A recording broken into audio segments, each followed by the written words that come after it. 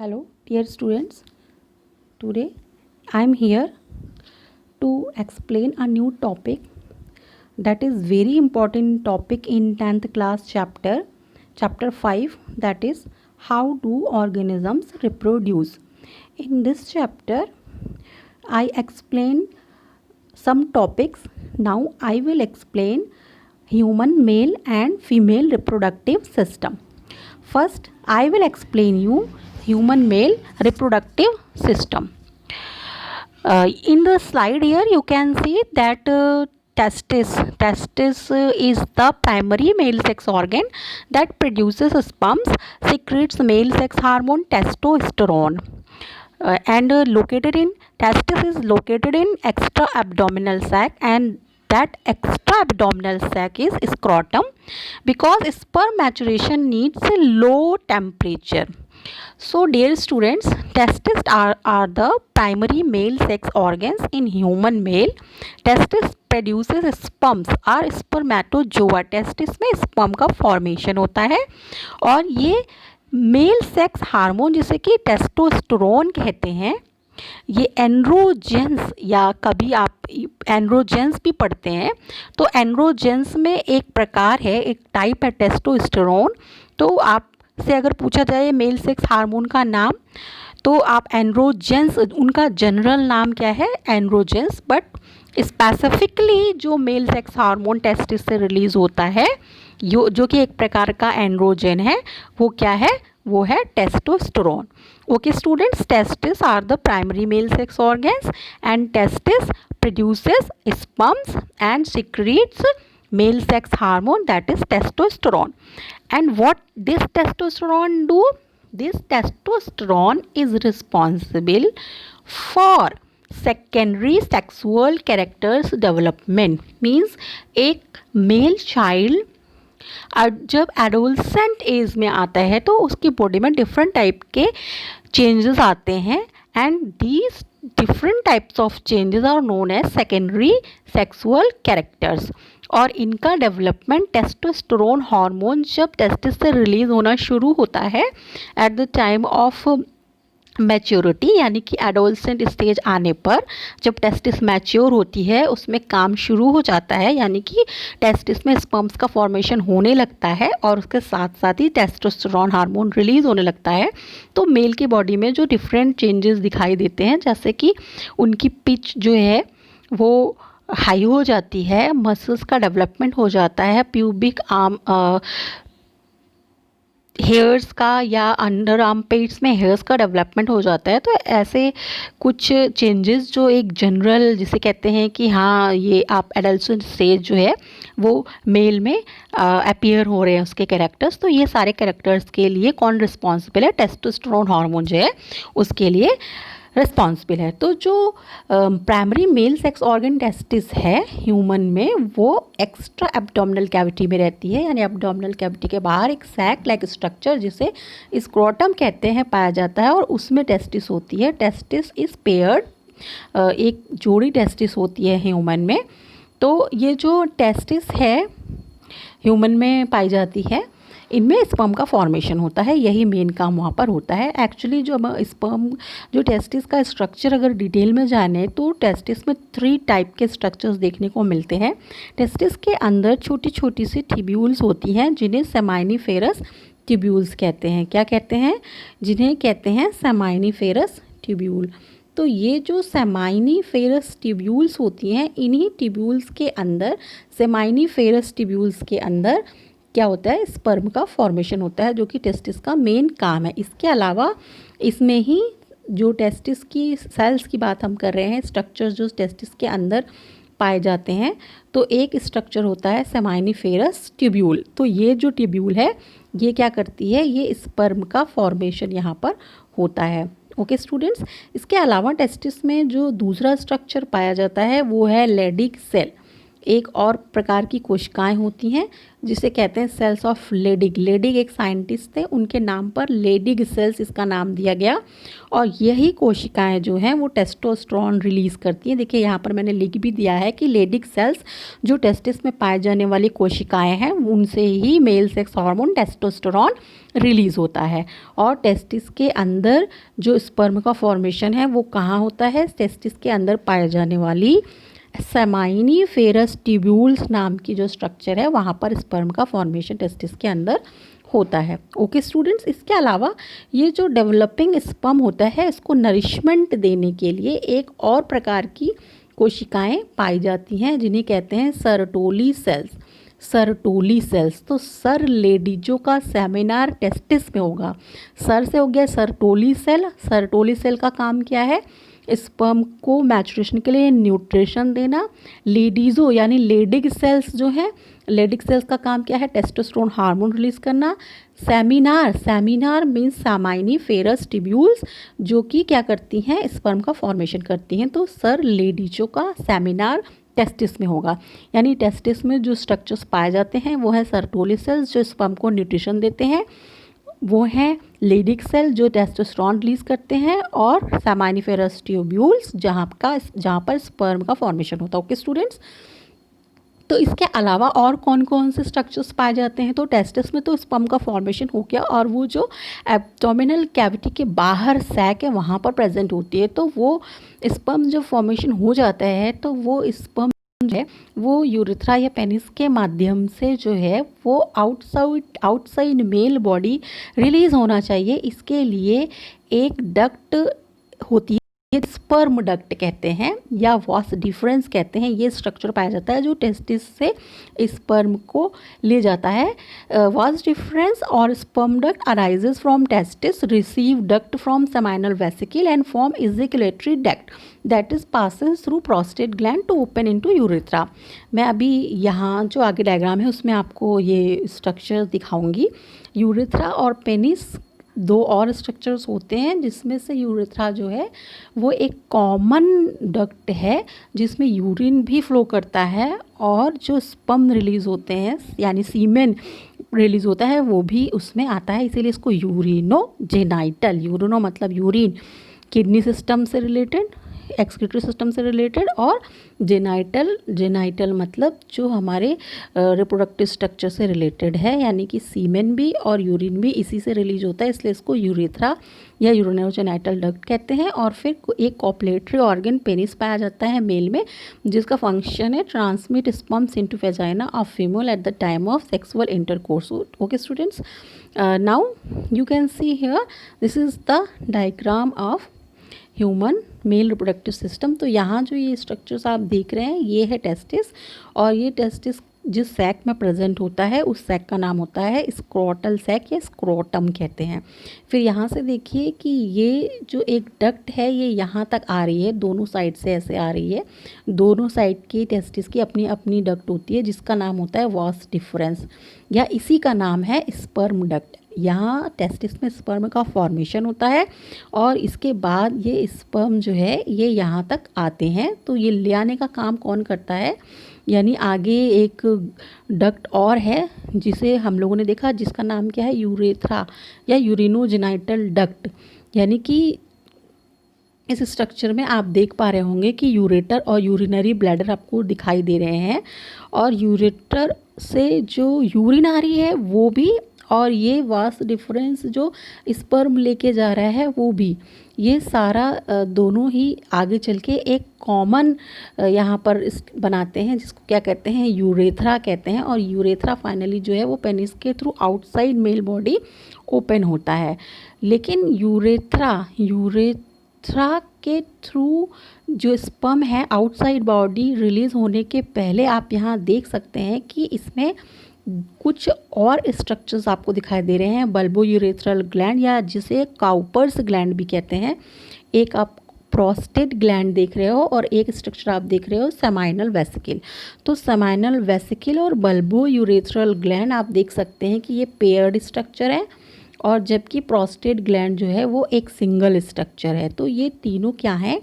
ये भी अपना सिक्रीशन रिलीज़ करते हैं, और क्योंकि ये सिक्रीशन रिलीज़ करते हैं तो ये जो है ग्लैंड कहा जाता है इन्हें, क्योंकि ये कुछ सिक्रीशंस जो रिलीज़ करते हैं, यानी कि जो स्पर्म के वाइबिलिटी के लिए, यानी उसके जीवित रहने के लिए, सर्वाइव करने के लिए, और साथ ही साथ मोर्टेलिटी के लिए, यानी कि अगर स्पर्म जो है वो मूव नहीं करते रहेगा तो वो अपना फंक्शन यानी फर्टिलाइजेशन का फंक्शन परफॉर्म नहीं कर पाएगा। तो स्पर्म मोर्टेलिटी के लिए और उसकी वाइबिलिटी के लिए, स्पर्म जिंदा रहे इसके लिए उसको न्यूट्रिशन चाहिए होता है, और उसको फ्लोट करने के लिए एक फ्लूइड चाहिए होता है। तो ये फ्लूइड कहाँ से आता है? ये फ्लूइड जो है इसका फॉर्मेशन मेनली जो है सेमाइनल वेसिकल में होता है, जिसे सेमाइनल फ्लूइड या सेमाइनल प्लाज्मा कहते हैं। तो ये जो टोटल सीमेन यानी कि मेल की बॉडी से आउटसाइड जो रिलीज़ होते हैं लिक्विड सब्सटेंस, उसे तो सीमेन कहा जाता है, जिसमें एक तो स्पर्म होता है जिसका फॉर्मेशन टेस्टिस में हो रहा है। फिर इसके बाद ये जब लेकिन बॉडी के बाहर रिलीज़ होता है तो इसके पहले ही इसमें सेमाइनल वेसिकल में बना हुआ सेमाइनल फ्लूइड भी मिलता है।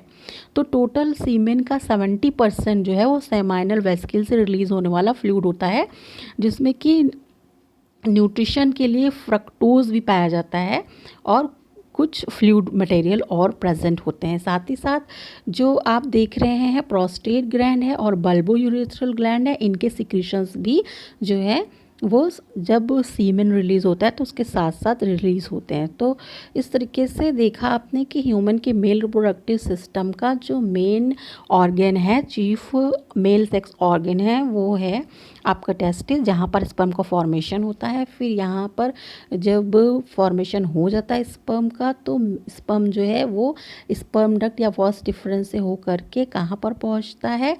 यूरिनोजेनाइटल डक्ट में पहुंचता है, और यूरिनोजेनाइटल डक्ट में पहुंचने से पहले सेमाइनल वेसिकल, प्रोस्टेट ग्लैंड और बल्बो यूरेथ्रल ग्लैंड से सिक्रेट होने वाले सेमाइनल प्लाज्मा या सेमाइनल फ्लूइड भी इस डक्ट में आ जाते हैं। तो टोटल जो एक फ्लूइड लाइक स्ट्रक्चर बनता है उसे सीमेन कहते हैं, और वही सीमेन आउटसाइड मेल बॉडी रिलीज़ किया जाता है। ओके स्टूडेंट्स, नेक्स्ट स्लाइड में एसेसरी ग्लैंड्स एंड डक्ट्स के बारे में थोड़ा सा मैंने डिस्कस किया है। तो डक्ट में तो मेन वही वास्ट डिफरेंस या स्पर्म डक्ट है, और यूरिथ्रा जो कि पहले की फर्स्ट स्लाइड में यहाँ पर डिस्कस कर दिया है। साथ ही साथ देखिए ये वास्ट डिफरेंस यूरेथ्रा जो है ये क्या है? ये एसेसरी डक्ट्स हैं जो मेल रिप्रोडक्टिव सिस्टम को अपना एक्ट परफॉर्म करने में हेल्प करती हैं। लेकिन जो ग्लैंड्स हैं, तो ग्लैंड्स को हम लोग यहाँ पर देखेंगे, सेमाइनल वेसिकल मैंने आपको बताया, प्रोस्टेट ग्लैंड और कॉपर्स ग्लैंड। तो इनका फंक्शन भी मैंने आपको बताया कि ये सेमाइनल फ्लूइड रिलीज़ करता है जो कि टोटल सीमेन का 70% बनाता है। और स्पर्म की मोटेलिटी के लिए, यानी स्पर्म मूव करता रहेगा, तो अगर आप ज़्यादा घूमेंगे तो आपको एनर्जी चाहिए। तो स्पर्म का काम तभी हो सकता है जब वो मूव करेगा, और मोटेलिटी के लिए उसको एनर्जी चाहिए। वो एनर्जी उसको कहाँ मिलती है? सेमाइनल वेसिकल से जो सेमाइनल फ्लूइड रिलीज़ होता है उसमें फ्रक्टोज पाया जाता है, और वो फ्रक्टोज ही स्पर्म को एनर्जी देता है। फिर इसी तरीके से प्रोस्टेट ग्लैंड से स्लाइटली एसिडिक सब्सटेंस रिलीज़ होते हैं, और इनमें प्रोटियोलाइटिक एंजाइम्स भी होते हैं। तो ये हेल्प करते हैं जब सीमेन फीमेल की बॉडी में वेजाइना में पहुंचता है तो वहाँ पर अपने लिए फेवरेबल एनवायरनमेंट बनाने के लिए। और जब स्पर्म ओवम तक पहुँच जाता है फीमेल की बॉडी में, तो ओवम की जो मेम्ब्रेन होती है उसे ब्रेक करने के लिए ये प्रोटियोलाइटिक एंजाइम्स जो प्रोस्टेट ग्लैंड के सिक्रीशन में होते हैं वो हेल्प करते हैं। Okay students, then Cowper's gland या bulbo urethral gland secretes lightly अल्कनाइन सब्सटेंस, और ये लुब्रिकेंट की तरह काम करता है। और जब सेक्सुअल इंटरकोर्स के टाइम पर यूरिन को अगर प्रेजेंट है कुछ बॉडी में, तो वहाँ पर यूरिन को न्यूट्रलाइज करने का काम ये करता है। तो इस तरीके से मैंने आपको बताया।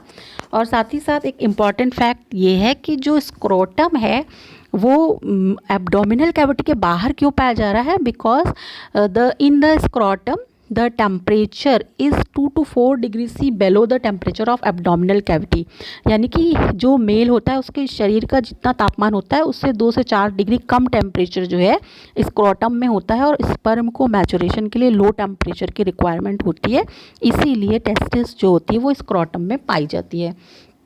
तो ये कुछ इम्पॉर्टेंट फैक्ट्स थे जो मैंने आपके साथ मेल रिप्रोडक्टिव सिस्टम के इम्पॉर्टेंट फैक्ट, स्ट्रक्चर और functions at the level of 10th class जो आपसे पूछे जाते हैं, स्पेशली वही आपसे डिस्कस किए गए हैं। ये जो डक्ट्स हैं, ग्लैंड्स हैं, इनके नाम आपको मालूम होने चाहिए, डायग्राम बनाने आना चाहिए।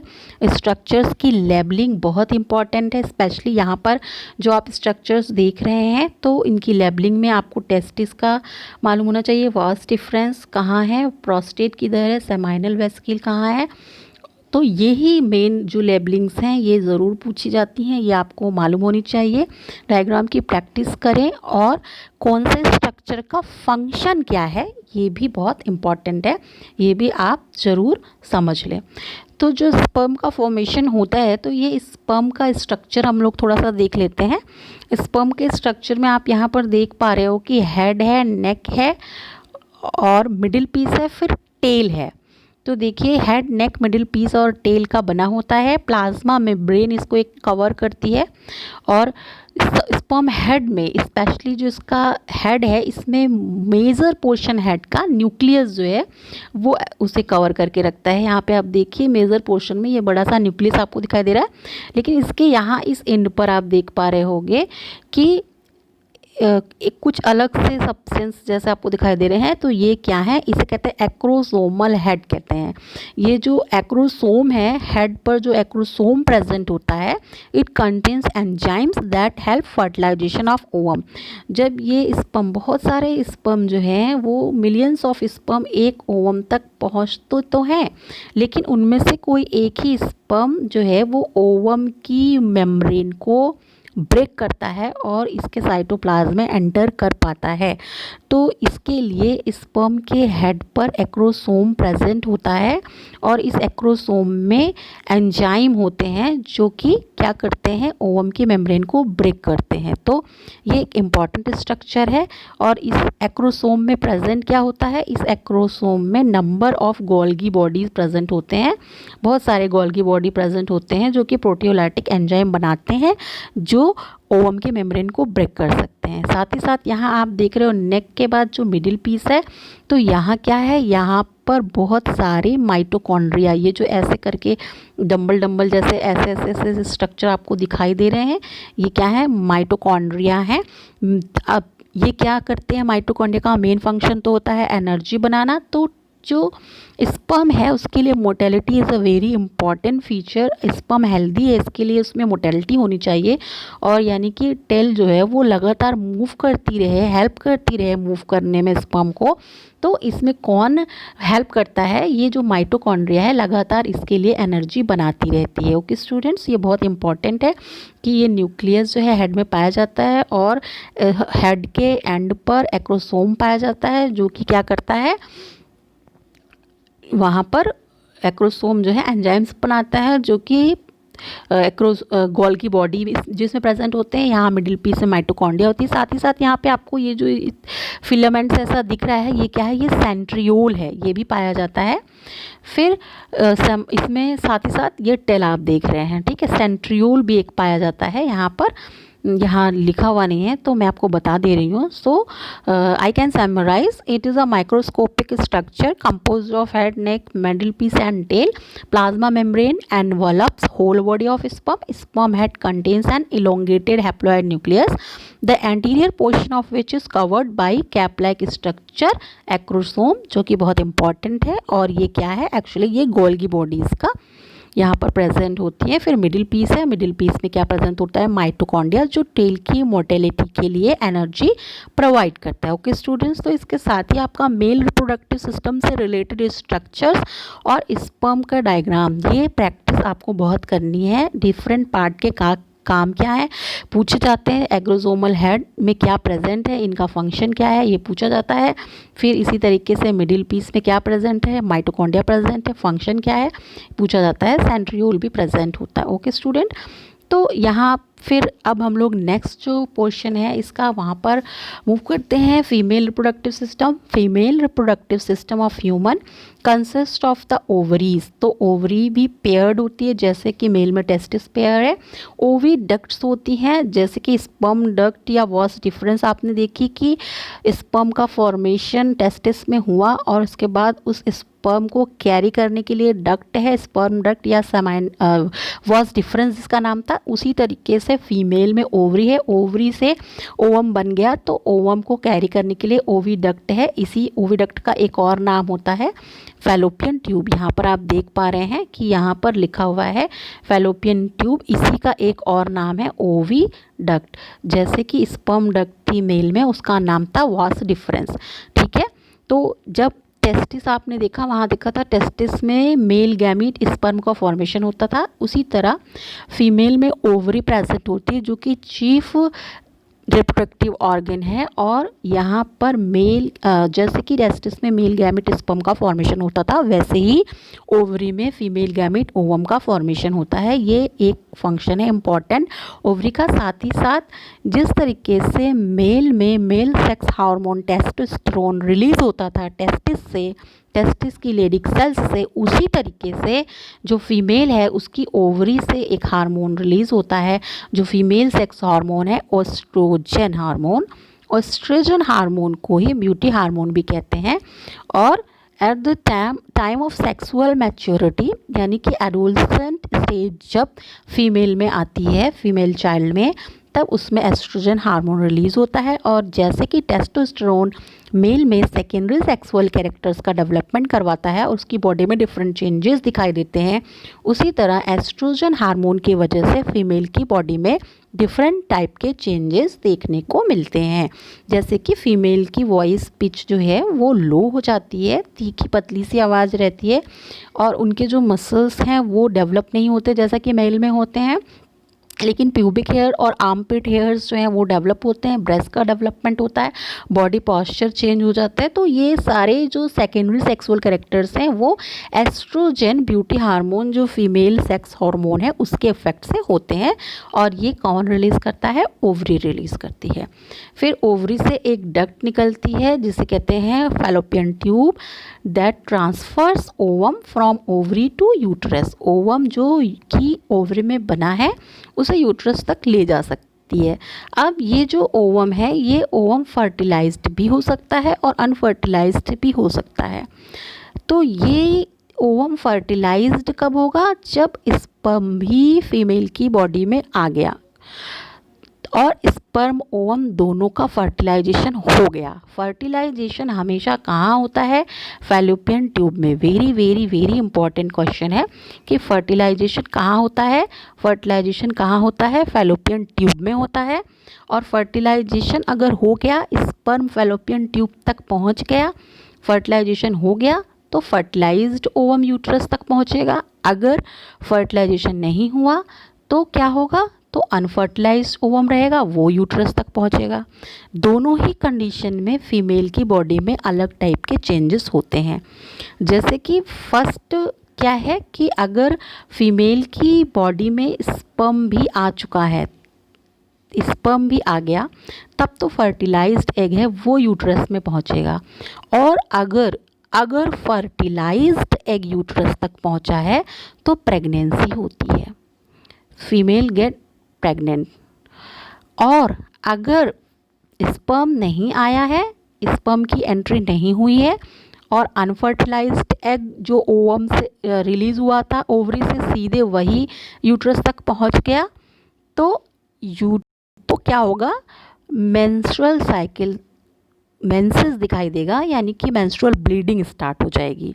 यानी कि दोनों कंडीशन में अलग अलग रिस्पॉन्स फीमेल की बॉडी में दिखाई देते हैं। अगर फर्टिलाइज्ड ओवम यूट्रस पहुंचा तो प्रेगनेंसी होगी फर्स्ट केस, और अगर अनफर्टिलाइज्ड ओवम पहुंचा तो जो मंथली फीमेल में मेंस्ट्रुअल ब्लीडिंग होती है, 28 डेज़ का एक पीरियोडिक साइकिल होता है जिसे मेंस्ट्रुअल साइकिल कहते हैं, और जिसका जिसके सिंबॉलिक फॉर्म में मेंस्ट्रुअल ब्लीडिंग 5 डेज़ होती है, तो वो कब होती है? जब कोई अनफर्टिलाइज्ड एग यूट्रस तक पहुंचता है। मंथली ऐसा होता है हमेशा। तो अनफर्टिलाइज्ड एग के यूट्रस में पहुंचने पर मेंस्ट्रुअल साइकिल चलती रहती है, और अगर कभी फर्टिलाइज्ड ओवम यूट्रस पहुंचा तो फीमेल जो है वो प्रेग्नेंट हो जाती है। ओके स्टूडेंट, तो यूट्रस क्या है? यूट्रस वो ऑर्गन है जहाँ पर चाइल्ड बियरिंग होती है, यानी अगर फीमेल की बॉडी में स्पर्म आया और फर्टिलाइजेशन हुआ, स्पर्म और ओवम का फ्यूज़न हुआ उनके गैमीट्स का, तो फर्टिलाइज्ड ओवम जो है वो यूट्रस तक पहुंचेगा और इम्प्लांट हो जाएगा, फिक्स हो जाएगा। और फर्टिलाइज्ड ओवम के फिक्स होने को फीमेल के यूट्रस में इम्प्लांटेशन कहते हैं, यानी प्रेगनेंसी स्टार्ट होने को इम्प्लांटेशन कहते हैं। और ये जो यूट्रस है, ये यूट्रस फीमेल की बॉडी से बाहर कैसे खुलता है? वेजाइनल ओपली के माध्यम से खुलता है। तो इसका डायग्राम मैं आपको दिखाती हूँ। यहाँ आप देख सकते हैं बेटा, यही चीज़ें मैंने आपको पहले अभी समझाई हैं। यहाँ पे फिर से आपसे बताती हूँ कि ये जो स्ट्रक्चर आप देख रहे हो बेटा, ये स्ट्रक्चर क्या है? ये फीमेल में ओवरी है, ठीक है। और इस ओवरी को होल्ड करने के लिए ये कुछ स्ट्रक्चर्स जो देख रहे हैं आप, ये एक्चुअली सिर्फ फीमेल की ओवरी को कैविटी में, एब्डोमिनल कैविटी में होती है, उसको होल्ड करने के लिए ये स्ट्रक्चर्स हैं बस।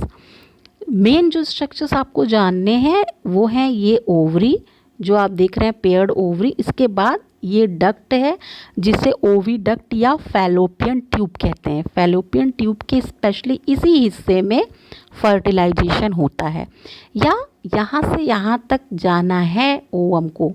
ओवम बन कहाँ रहा है? यहाँ ओवरी में बन रहा है। देखिए ओवम जो है यहाँ ओवरी में बन रहा है, ओवरी से रिलीज हुआ और इसको कहाँ पहुँचना है? इस जगह पहुँचना है। और ये जो पियर शेप का स्ट्रक्चर है ट्रायंगुलर, ये यूट्रस है।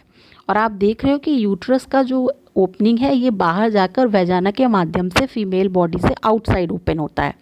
तो डायरेक्टली देखिए जो यूट्रस है इसके माउथ को सर्वाइक्स कहते हैं, और कभी कभी इसी जगह में कैंसर हो जाता है, तो जिसे क्या कहते हैं? Cervical cancer. फीमेल के इस पार्ट में कैंसर हो जाता है, सर्वाइकल कैंसर जिसे कहते हैं। और बाहर की तरफ यही ओपनिंग आगे चलकर वेजाइनल ओपनिंग से कनेक्टेड है। ओके स्टूडेंट, तो ओवरीज में ओवम का फॉर्मेशन होगा और एस्ट्रोजन हार्मोन रिलीज़ होंगे। एस्ट्रोजन हार्मोन तो सेकेंडरी सेक्सुअल कैरेक्टर्स का डेवलपमेंट कराएगा, यानी फीमेल एज ए फीमेल जैसे उनकी बॉडी में डिफरेंट चेंजेस होते हैं वो दिखाई देंगे उसकी वजह से। बट मंथली ओवरी से हमेशा एक ओवम मैच्योर होकर रिलीज़ होता है, और ये कहाँ पहुँचता है? फैलोपियन ट्यूब में। ये जो ट्यूब है इसी को मैं आपको अलग से दिखाती हूँ। ये कुछ इस टाइप की ट्यूब होती है। इसका पहले वाला स्ट्रक्चर जो है ये फनल शेप का होता है, और आगे की तरफ फिंगर्स जैसे होते हैं। मतलब ये इसलिए होते हैं कि जो ओवम आया है इसे सीधे ये सक कर लें, अब्जॉर्ब कर लें, एब्जॉर्ब नहीं सक कर लें, अपने अंदर ले लें।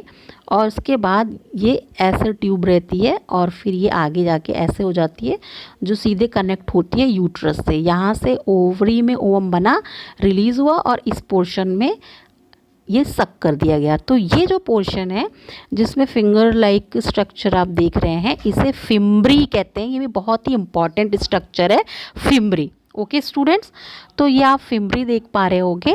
पूछा जाता है ये स्ट्रक्चर का नाम बताइए लेबलिंग में, तो ये फिम्ब्री है जो क्या करता है? ओवरी से जो ओवम रिलीज हुआ उसे तुरंत ही सक कर लेता है, फिर ये ओवम यहाँ से यहाँ तक मूव करके पहुँचता है। तो दो बातें हैं, ये ओवम सीधे यहाँ से यहाँ पहुँच गया और फर्टिलाइजेशन नहीं हुआ तो क्या होगा कि यहाँ जो यूट्रस की वॉल है यहाँ से ये वॉल टूटती है, और साथ ही साथ जो ओवम रिलीज़ हुआ है ये भी, और ये सब मेंस्ट्रुअल ब्लीडिंग के रूप में वेजाइनल ओपनिंग के थ्रू बाहर आ जाते हैं। इसे ही मेंसेस कहते हैं। फीमेल में जब first time menstrual cycle start होता है at the time of puberty, 9 to 15 16 तक आप कह सकते हैं रेंज है एज की स्टार्ट होने की, इसे कहते हैं मेनार्की। और एट द एज ऑफ 50 तक मंथली यही साइकिल चलता है कि ओवरी से ओवम रिलीज़ होगा और यहाँ से यहाँ पहुँचेगा और मेंस्ट्रुअल ब्लीडिंग स्टार्ट हो जाएगी। यहाँ बनने में 14 डेज़ लगते हैं और लगभग यहाँ से यहाँ तक आने में कुछ 14 डेज़ लगते हैं, या कह सकते हैं 10 डेज़ लगते हैं। और उसके बाद नेक्स्ट 4-5 डेज़ जो होते हैं वो मेंस्ट्रुअल ब्लीडिंग के होते हैं। फिर 28 डेज़ यहाँ इधर ब्लीडिंग स्टार्ट हुई, फिर एक नई ओवरी से नया ओवम मैच्योर होना शुरू हो जाएगा, ये भी मूव करेगा, यहाँ पहुँचेगा और फिर ब्लीडिंग स्टार्ट हो जाएगी। तो जब भी फर्टिलाइज्ड ओवम यूट्रस में पहुँचता है हमेशा मेंस्ट्रुअल साइकिल चलती है पीरियोडिकली पर मंथ। तो यही मेन एक साइकिल है जो ह्यूमन फीमेल में देखने को मिलती है। इससे मैं अलग स्लाइड में आपको एक बताऊंगी अलग लेक्चर के साथ। लेकिन अगर जो ये ओवम रिलीज़ हुआ, ये इसी समय जब ओवम रिलीज हुआ है उसी टाइम पर अगर फीमेल की बॉडी में स्पर्म की एंट्री होगी और स्पर्म यहाँ फैलोपियन ट्यूब के किसी हिस्से में पहुँचता है, ये बात बहुत इम्पॉर्टेंट है कि सिर्फ और सिर्फ फैलोपियन ट्यूब ही वो हिस्सा है जहाँ पर स्पर्म और ओवम फ्यूज़ करते हैं और फर्टिलाइजेशन होता है और सक्सेसफुल प्रेगनेंसी नॉर्मल तभी डेवलप हो पाती है। तो अगर स्पर्म आ गया है फीमेल की बॉडी में और यहाँ से ओवम भी रिलीज़ हो गया है, ओवम और स्पर्म फ्यूज़ करेंगे, तब ये यहाँ ओवम नहीं पहुँचेगा बल्कि फर्टिलाइज्ड ओवम या जिसे कहेंगे जाइगोट पहुँचेगा यूट्रस में। कौन पहुँचेगा? जाइगोट। अब जाइगोट अगर यूट्रस में पहुँचता है तो ये फिक्स होगा यूट्रस की दीवार में और तब प्रेगनेंसी स्टार्ट हो जाती है। तो ये दो फेट मैंने आपको बताया कि अगर फर्टिलाइज्ड ओवम पहुंचता है यूट्रस तक तो प्रेगनेंसी होती है, और सेकंड केस मैंने आपको बताया कि अनफर्टिलाइज्ड ओवम पहुंचेगा तो मेंस्ट्रुअल साइकिल चलती है। ओके स्टूडेंट्स, तो ये कुछ बेसिक थे जो मैंने आपको बताए हैं ह्यूमन फीमेल रिप्रोडक्टिव सिस्टम और मेल रिप्रोडक्टिव सिस्टम से related. Ovary primary female sex organ है। Ovary remains attached to the abdominal wall by ligament known as mesovarium. Ovary solid और इसमें बहुत सारी ब्लड वेसल्स और नर्व्स रहती हैं, नर्व टिश्यूज़ भी रहते हैं। ओवरी में ओवम का प्रोटेक्शन होता है, ये female sex hormone estrogen release करती है। ओवरी साथ ही साथ इस जो ओवरी के बाद जो डक्ट है उसका नाम है ओवी डक्ट है, और मेन स्ट्रक्चर जो ये है फैलोपियन ट्यूब या ओविडक्ट जो है ये मेन किस लिए है, यहाँ पर फर्टिलाइजेशन होना है अगर फीमेल की बॉडी में स्पर्म आ गया है तो इन्हें ओविडक्ट्स भी या यूटराइन ट्यूब्स भी कहते हैं फैलोपियन ट्यूब को, ठीक है। और इसी का जो ये स्टार्टिंग वाला पोर्शन होता है ओविडक्ट का, इसी को फिम्ब्री कहते हैं। ओके स्टूडेंट्स, फिर ये जो फैलोपियन ट्यूब्स हैं दोनों साइड की कहाँ की खुलती हैं, ये ट्रायंगुलर स्ट्रक्चर में खुलती है जैसे यूट्रस कहते हैं। Uterus is situated in lower body cavity, नीचे की तरफ सिचुएटेड होता है, और इसकी जो यूट्रस की वॉल्स होती हैं वो मस्कुलर वॉल्स होती हैं। ओके स्टूडेंट्स, और इनकी एक्चुअली 3 लेयर होती है, एंडोमेट्रियम, मायोमेट्रियम, पेरीमेट्रियम। ये देखिए यहाँ पर ये बना भी हुआ है। तो ये एंडोमेट्रियम, मायोमेट्रियम, पेरीमेट्रियम एक्चुअली क्या है, ये यूट्रस की दीवार है। मायोमेट्रियम, एंडोमेट्रियम और पेरीमेट्रियम। सबसे बाहर पेरीमेट्रियम है, फिर मायोमेट्रियम है, फिर एंडोमेट्रियम है। तो ये जो यूट्रस की दीवार है ये भी मंथली बनती और बिगड़ती है। जैसे ही यहाँ से ओवम रिलीज़ हुआ, अनफर्टिलाइज्ड ओवम यहाँ पहुँचा, तो ये यूट्रस की दीवार की जो लाइनिंग होती है, स्पेशली इंडोमेट्रियम लाइनिंग जो है, जो कि यहाँ पर आप देख रहे हो अलग से रेड कलर, ऑरेंज कलर से ये दिखाया है, ऑरेंज कलर से, ये एंडोमेट्रियम लाइनिंग ऑफ यूट्रस है, एंडोमेट्रियम लाइनिंग ऑफ यूट्रस है। तो मंथली ये लाइनिंग बनती है और ब्रेक डाउन होती है। At the time of menses यही एंडोमेट्रियम लाइनिंग जो यूट्रस को लाइन कर रही है वही ब्रेक होती है। इसी के टिश्यूज़ होते हैं, इसमें जो ब्लड वेसल्स होती हैं और साथ ही साथ जो ओवम आया होता है, ये सब ब्रेक डाउन होकर मेंस्ट्रुअल ब्लीडिंग के साथ बॉडी से रिमूव होते हैं। तो ये कुछ बेसिक पॉइंट्स थे जो मैंने आपको बताए। I hope you got all the points. If you have some queries then write me. You can write comment in comment box. If you want some, if you want that I will make some more videos on any topic, then you can suggest also. uh, in this time, in this corona period, you have to keep yourself motivated. You have to do some creative works, as well as you have to keep yourself in routine. So students, अपनी studies भी कीजिए और अपना entertainment भी करते रहिए, और साथ ही साथ स्टे होम, अपने घर में अच्छे से रहिए, अपने पेरेंट्स की हेल्प कीजिए, और अपने आप को अच्छे पॉजिटिव थॉट्स से और पॉजिटिव इन्वायरमेंट में रखने की कोशिश कीजिए, ताकि आप इस बैड सर्कमस्टेंसेस को, बैड टाइम को भी अच्छे से सरपास कर सकें। मेरा video Usha Navodaya times channel पर अवेलेबल है, और इसी चैनल पर मेरे और भी बहुत सारे वीडियोस अवेलेबल हैं। 10th क्लास का कंप्लीट कोर्स अवेलेबल हो जाएगा, 9th 11th और 12th के भी कंप्लीट कोर्स अवेलेबल हैं। आप ये पूरा कोर्स यहाँ चैनल पर देख सकते हैं, और मेरे वीडियोस को शेयर कीजिए, सब्सक्राइब कीजिए। Thank you.